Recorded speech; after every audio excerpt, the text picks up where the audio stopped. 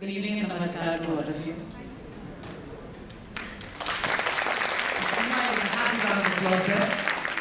Well, now while mentioning about the fact that, in India, the growth story when we're talking about as well, it's somewhere we see that rural entrepreneurship has literally fired the growth engine. So something that we're all very keen to know is as to how rural entrepreneurship is actually adding to the India growth story.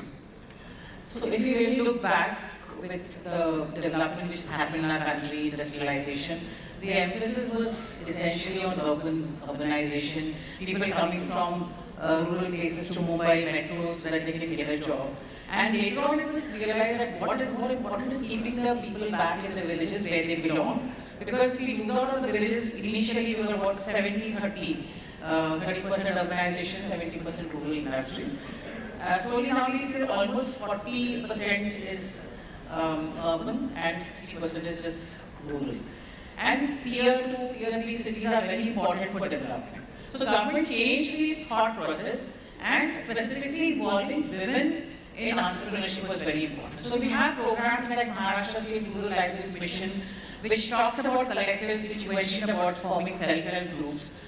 So essentially when a woman is involved in rural Maharashtra or rural India to be part of the entrepreneurship journey, it transforms the whole family, the whole society, because when she earns money, she is contributing to the health and education and betterment of the child. Normally, if you go to a village, I don't know how many of you have seen any village any time in your life, but if you go to a village, you will find that most of the men are playing cards or they are sitting and smoking, gossiping.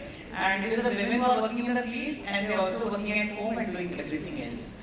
So, and the men take the money. So they will be working in the field, and if you see, their names are not on Satbara. I don't know how many of you know what is a Satbara. It's a document which you have a land record.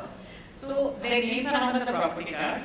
They do all the work, but they get nothing back at home because all the money goes into the bank accounts or in the hands of the men. But when the collectives were formed, it changed the perspective because bank accounts also Jan Dhan Yojana has come, so money goes into the hands of men. So economic empowerment, I feel, is the best way for development, and rural women have demonstrated that sufficiently. We were talking about COVID some time back, and I happened to be the CEO of our Rural Livelihoods Mission at that time. We made more than 1 crore masks in the time of very any time. They earned about more than 11 or 12 crore rupees in that short period. Also the what we call Parasba, backyard garden. That was a very big transformation. There is a talk by me also on TEDx at how kitchen gardens can improve your livelihoods, you earn money, you improve your health. So there are small examples and thoughts which have really transformed rural entrepreneurship, women joining that and transforming the whole society. I think that's a very beautiful thought to share now. And very quickly, it also brings me to the next question. This is something I have observed in my village as well. Every time I go back to Kakinada in Andhra Pradesh, where I come from, and Upada, where the weavers weave, I work with the weavers there, but I've noticed something in the last 9 years, is that digitalization has actually, I won't say even empowered, it's actually helped them be a part of us. Earlier it was easy to say, hey, we are in India and they are Bharat. We're actually one Bharat now.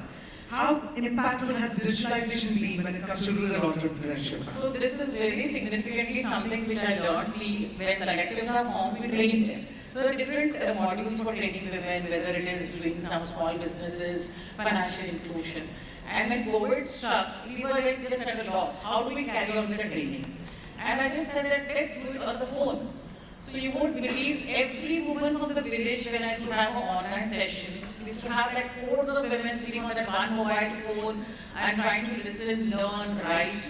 So it was a great transformation and I could train all these women how to tackle COVID, how to do small entrepreneurships and businesses. So it was a great learning for me.